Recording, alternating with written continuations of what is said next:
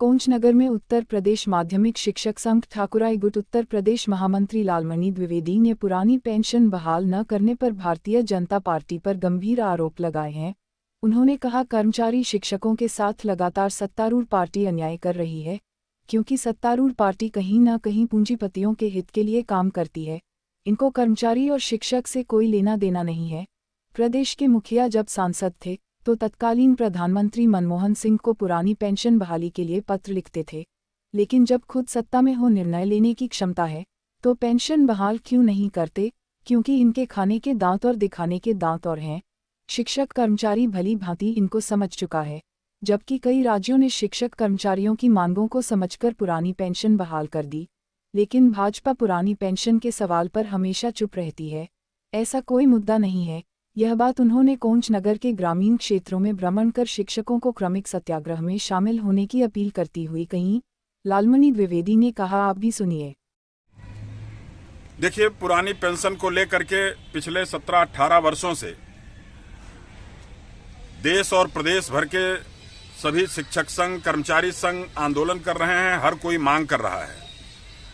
पर इस सरकार के प्रतिनिधि, इस सरकार के मुख्यमंत्री, इस सरकार के केंद्रीय मंत्री बार बार उसको डिनाई कर रहे हैं कि ऐसा कोई विचार नहीं चल रहा है, ऐसा कोई विचार नहीं चल रहा है। यही माननीय मुख्यमंत्री जी जब केवल सांसद थे तो अपने पैड पर लिख करके कांग्रेस गवर्नमेंट को लिखा करते थे कि पुरानी पेंशन बहाल करने पर विचार करिए, पर जब स्वयं मुख्यमंत्री हैं तो उस पर वो विचार नहीं करेंगे।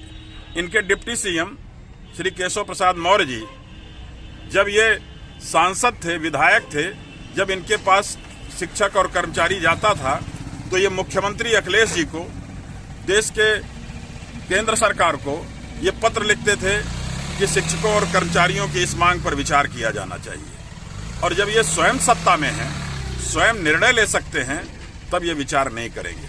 दरअसल ये सरकार पूंजीपतियों के गिरफ्त में है, उनके चंदे से चुनाव लड़ते हैं, ये उसी से इनकी सरकार बनती है, इसलिए ये विचार नहीं कर रहे हैं।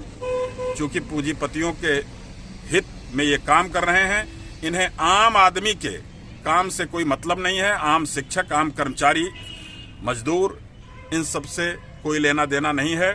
इसका एक ही उद्देश्य, एक ही विकल्प है इसका कि पूरे देश भर के शिक्षक और कर्मचारी संगठन, जितने अधिक से अधिक संगठन एक प्लेटफॉर्म पर, एक फोरम बना के, एक फेडरेशन बनाकर एकत्रित हो सकते हैं और देशव्यापी आंदोलन छेड़ना पड़ेगा। फिर सरकार को मजबूर होकर के पुरानी पेंशन हमारी लौटानी पड़ेगी।